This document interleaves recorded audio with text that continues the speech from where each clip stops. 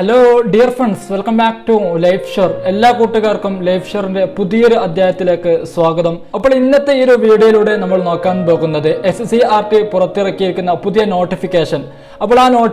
അപ്പോൾ ഇന്നത്തെ വിഷയം നമ്മൾ നോക്കാൻ പോകുന്നത് അക്കൗണ്ടൻസിയുമായി ബന്ധപ്പെട്ടുകൊണ്ടാണ്. അപ്പോൾ അക്കൗണ്ടൻസിയിൽ ഏതൊക്കെ പാഠഭാഗങ്ങളാണ് പഠിക്കേണ്ടത്, അതേപോലെ തന്നെ പാഠഭാഗങ്ങളിൽ പ്രത്യേകം ഫോക്കസ് ചെയ്ത് പഠിക്കേണ്ട ഏരിയകൾ ഏതൊക്കെയാണ് എന്നതൊക്കെയാണ് ഇന്നത്തെ ഈ ഒരു വീഡിയോയിലൂടെ നിങ്ങളുമായിട്ട് ഷെയർ ചെയ്യാൻ പോകുന്നത്.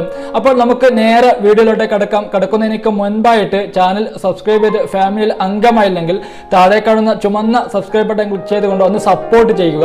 അതോടൊപ്പം തന്നെ ബെല്ലൈക്കൻ കൂടി ക്ലിക്ക് ചെയ്യുകയാണെങ്കിൽ ഞാൻ ചെയ്യുന്ന എല്ലാ വീഡിയോസും കാര്യങ്ങളും നിങ്ങൾക്ക് അപ്പോൾ തന്നെ ലഭിക്കുന്നതായിരിക്കും. അപ്പോൾ അക്കൗണ്ടൻസി എന്ന് പറയുമ്പോൾ പലർക്കും എന്താണ് വളരെ ടഫ് ആയിട്ടുള്ള ഒരു വിഷയമാണ്. പലർക്കും കൺഫ്യൂഷൻസ് കാര്യങ്ങളൊക്കെ ഉണ്ടാക്കുന്ന ഒരു വിഷയം കൂടിയാണ് അക്കൗണ്ടൻസി എന്നുള്ളത്.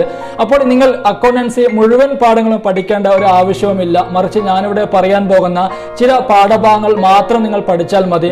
ആ പാഠഭാഗത്തിൽ ഫോക്കസ് ചെയ്യേണ്ട ഏരിയകൾ കാര്യങ്ങൾ ഏതൊക്കെയാണ് എന്നതൊക്കെയാണ് ഇന്നത്തെ ഈ ഒരു വീഡിയോയിൽ നിങ്ങൾക്ക് വേണ്ടി ഷെയർ ചെയ്യാൻ പോകുന്നത്. അപ്പോൾ നമ്മൾ ആദ്യമായിട്ട് നോക്കാൻ പോകുന്നത് അക്കൗണ്ടൻസിയിൽ ആദ്യ പാർട്ട് 1 ആയിരിക്കുന്ന അക്കൗണ്ടിങ്ങിനെ കുറിച്ചാണ് നോക്കാൻ പോകുന്നത്. അപ്പോൾ അക്കൗണ്ടിങ്ങിൽ ഏതൊക്കെ പാഠഭാഗങ്ങളാണ് പഠിക്കേണ്ടത്, അതേപോലെ തന്നെ ഫോക്കസ് ചെയ്യേണ്ട ഏരിയകൾ ഏതൊക്കെയാണെന്ന് നമുക്ക് നോക്കാം. അപ്പോൾ അവിടെ കൊടുത്തിട്ടുണ്ട്. ഒന്നാമത്തെ പാഠഭാഗമാണ് accounting for not for profit organisation എന്ന പാഠമാണ്. അപ്പോൾ ഈ ഒരു പാഠഭാഗത്തിൽ ഫോക്കസ് ചെയ്യേണ്ട മേഖലകൾ ഏതൊക്കെയാണ് എന്ന് നോക്കാം. Meaning and characteristics of not for profit organisation, accounting records of not for profit organisations, receipt and payment account, income and expenditure account, distinction between income and expenditure account and receipt and payment account, treatment of subscription in the financial statement of not for profit organization. അപ്പോൾ ഇത്രയും ഭാഗങ്ങളാണ് നമ്മൾ ഈ ഒരു പാഠഭാഗത്തെ face ചെയ്തുകൊണ്ട് focus ചെയ്തുകൊണ്ട് പ്രത്യേകം നമ്മൾ എടുത്തു പഠിക്കേണ്ട ഭാഗങ്ങൾ. രണ്ടാമത്തെ മറ്റൊരു ഇമ്പോർട്ടന്റ് ആയിട്ടുള്ള പാഠമാണ് accounting for partnership. Basic concept ആണ്. അപ്പോൾ ആ ബേസിക് കൺസെപ്റ്റിൽ ഏതൊക്കെ ഭാഗങ്ങളാണ് പ്രത്യേകം ഫോക്കസ് ചെയ്തുകൊണ്ട് പഠിക്കേണ്ട ഭാഗങ്ങൾ ഏതൊക്കെയാണെന്ന് നോക്കാം.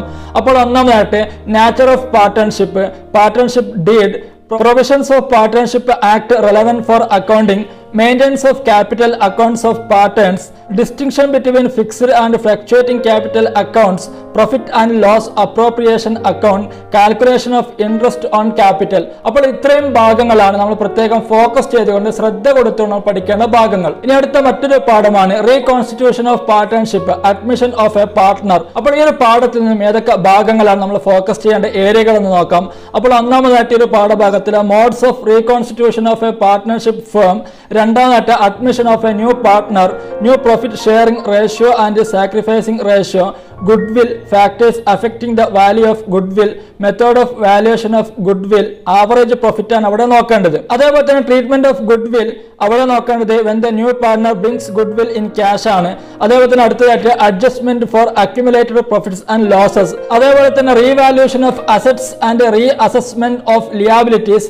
അതേപോലെ തന്നെ അവസാനമായിട്ട് preparation of revaluation account, partners capital account and balance sheet. അപ്പോൾ ഇത്രയും ഭാഗങ്ങളാണ് ഈ ഒരു പാഠഭാഗത്തെ ഫോക്കസ് ചെയ്തുകൊണ്ട് പ്രത്യേകം ഊന്നൽ കൊടുത്തുകൊണ്ട് പഠിക്കേണ്ട കാര്യങ്ങൾ. അടുത്ത നാലാമത്തെ മറ്റൊരു പാഠമാണ് reconstitution of partnership, retirement and death of a partner ആണ്.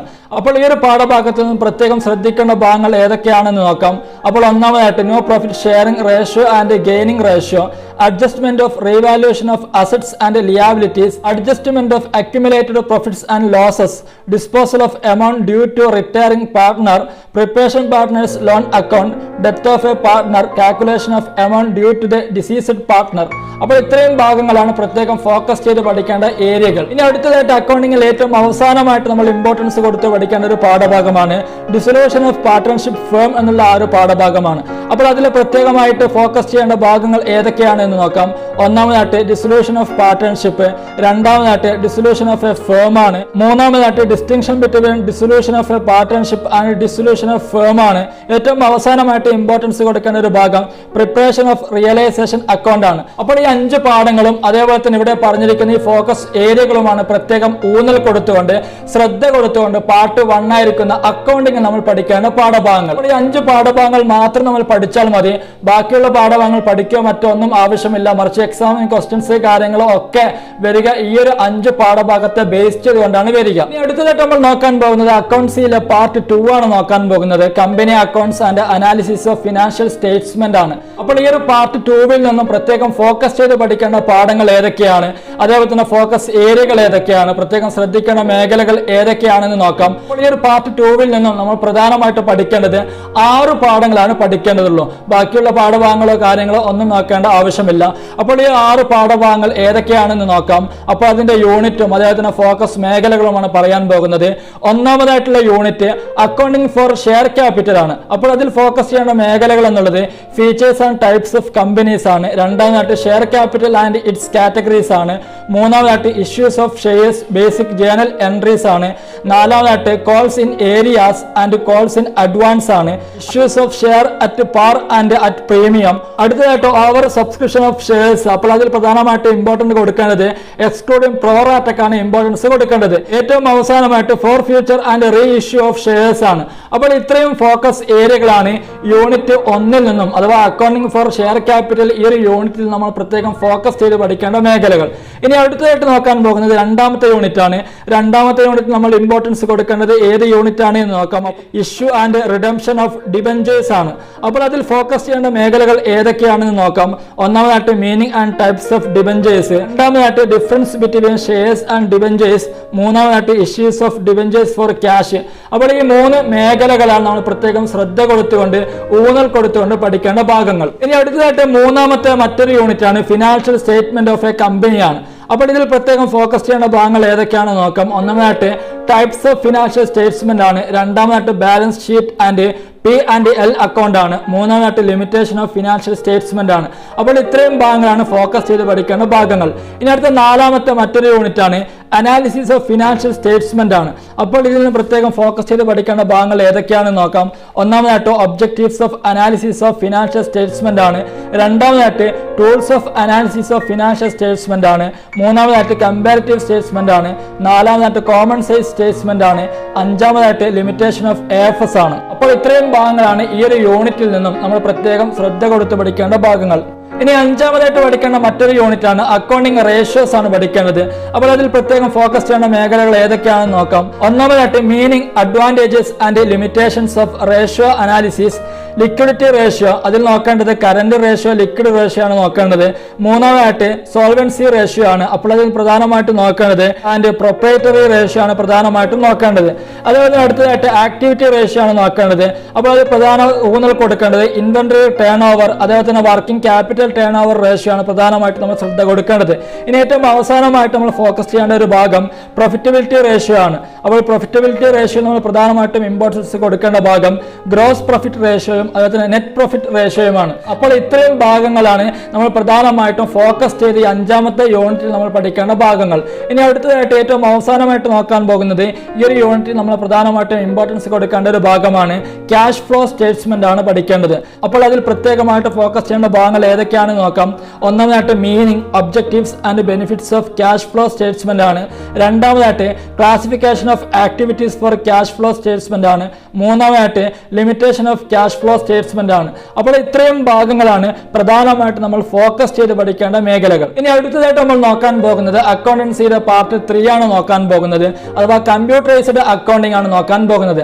അപ്പോൾ കമ്പ്യൂട്ടറൈസ്ഡ് അക്കൗണ്ടിംഗിൽ ഏതൊക്കെ ഭാഗങ്ങളാണ് നമ്മൾ പഠിക്കേണ്ടത്, ഏതൊക്കെ യൂണിറ്റുകളാണ്, അതേപോലെ തന്നെ ഓരോ യൂണിറ്റിൽ നിന്നും ഫോക്കസ് ചെയ്യേണ്ട മേഖലകൾ ഏതൊക്കെയാണ് എന്നാണ് നോക്കാൻ പോകുന്നത്.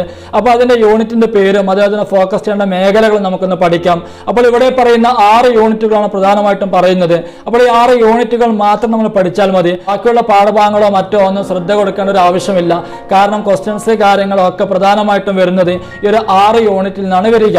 അപ്പോൾ ഒന്നാമത്തെ unit overview of computerised accounting system ആണ്. അപ്പോൾ അതിൽ ഫോക്കസ് ചെയ്യേണ്ട മേഖലകൾ എന്നുള്ളത് ഒന്നാമതായിട്ട് ഫീച്ചേഴ്സ് ഓഫ് CAS ആണ്. രണ്ടാമതായിട്ട് കമ്പോണൻസ് ഓഫ് CAS ആണ്. മൂന്നാമതായിട്ട് ഗ്രൂപ്പിംഗ് ഓഫ് അക്കൗണ്ട്സ് ആണ്. നാലാമതായിട്ട് കോഡിഫിക്കേഷൻ ഓഫ് അക്കൗണ്ട്സ് ആണ്. അഞ്ചാമതായിട്ട് merits and demerits of CAS ആണ്. അപ്പോൾ ഇത്രയും കാര്യങ്ങളാണ് നമ്മൾ പ്രധാനമായിട്ടും ഫോക്കസ് ചെയ്തുകൊണ്ട് ശ്രദ്ധ കൊടുത്തുകൊണ്ട് പഠിക്കേണ്ട ഭാഗങ്ങൾ. ഇനി അടുത്ത രണ്ടാമത്തെ മറ്റൊരു യൂണിറ്റ് ആണ് സ്പ്രെഡ്ഷീറ്റ് ആണ്. അപ്പോൾ സ്പ്രെഡ്ഷീറ്റിൽ ഏതൊക്കെ ഭാഗങ്ങളാണ് ഫോക്കസ് ചെയ്ത് പഠിക്കേണ്ടതെന്ന് നോക്കാം. ഒന്നാമതായിട്ട് features of library office Calc ആണ്. രണ്ടാമതായിട്ട് components of library office Calc ആണ്. മൂന്നാമതായിട്ട് സ്പ്രെഡ്ഷീറ്റ് ഓപ്പറേഷൻസ് ആണ്. നാലാമതായിട്ട് സെൽ റെഫറൻസ് ആണ്. അഞ്ചാമതായിട്ട് ഫംഗ്ഷൻസ് ആണ്. ഫംഗ്ഷൻസിൽ പ്രധാനമായിട്ട് നമ്മൾ ശ്രദ്ധ കൊടുക്കേണ്ട ഭാഗങ്ങൾ date and time, statistical, logical and mathematical.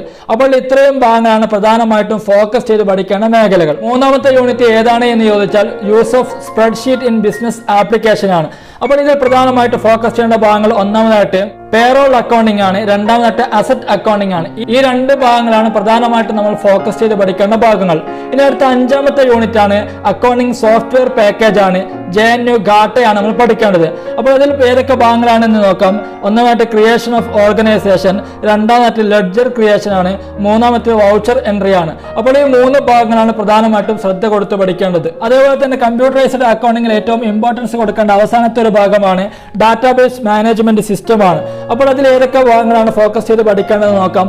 ഒന്നാമതായിട്ട് കമ്പോണൻസ് ഓഫ് DBMS ആണ്. രണ്ടാമതായിട്ട് preparation of table in design view ആണ്. അപ്പോൾ ഇത്രയും പാഠഭാഗങ്ങളാണ് കമ്പ്യൂട്ടറൈസ്ഡ് അക്കൗണ്ടിങ് നമ്മൾ ഫോക്കസ് ചെയ്തുകൊണ്ട് പ്രത്യേക ശ്രദ്ധ കൊടുത്തുകൊണ്ട് പഠിക്കേണ്ടത്. ബാക്കിയുള്ള പാഠഭാഗങ്ങളോ കാര്യങ്ങളോ ഒന്നും പ്രത്യേകം ശ്രദ്ധ കൊടുത്ത് പഠിക്കേണ്ട ഒരു ആവശ്യവുമില്ല. മറിച്ച് ഈ ഒരു പാഠഭാഗങ്ങൾ നല്ലവണ്ണം ശ്രദ്ധ കൊടുത്ത് പഠിക്കേണ്ടതുണ്ട്. കാരണം എക്സാമിന് ക്വസ്റ്റ്യൻസ് കാര്യങ്ങളൊക്കെ വരിക ഈ ഒരു പാഠഭാഗത്തെ ബേസ് ചെയ്തുകൊണ്ടാണ് വരിക. അപ്പോൾ ഇത്രയും കാര്യങ്ങളാണ് ഇന്നത്തെ ഈ ഒരു വീഡിയോയിലൂടെ നിങ്ങളുമായിട്ട് ഷെയർ ചെയ്തിരിക്കുന്നത്. വീഡിയോയും കാര്യങ്ങളും ഒക്കെ നിങ്ങൾക്ക് ഇഷ്ടപ്പെട്ടിട്ടുണ്ടാകുമെന്ന് വിശ്വസിക്കുന്നു. ഇഷ്ടപ്പെട്ടാൽ നിങ്ങളുടെ ഫ്രണ്ട്സിലേക്കൊക്കെ ഒന്ന് ഷെയർ ചെയ്ത് സപ്പോർട്ട് ചെയ്യുക. കൂടെ ലൈക്ക് ചെയ്യാനും മറക്കരുത്. വല്ല ഡൗട്ട്സോ കാര്യങ്ങളോ ഉണ്ടെങ്കിൽ നിങ്ങൾ താഴെ കമന്റ്സ് ആയിട്ട് അറിയിച്ചാൽ മതി. അതിന് റീപ്ലൈ കാര്യങ്ങളൊക്കെ നിങ്ങൾക്ക് നൽകുന്നതായിരിക്കും. അപ്പോൾ വീഡിയോ ഫ്രണ്ട്സിലേക്കൊക്കെ ഒന്ന് ഷെയർ ചെയ്ത് സപ്പോർട്ട് ചെയ്യുക. Thank you for all.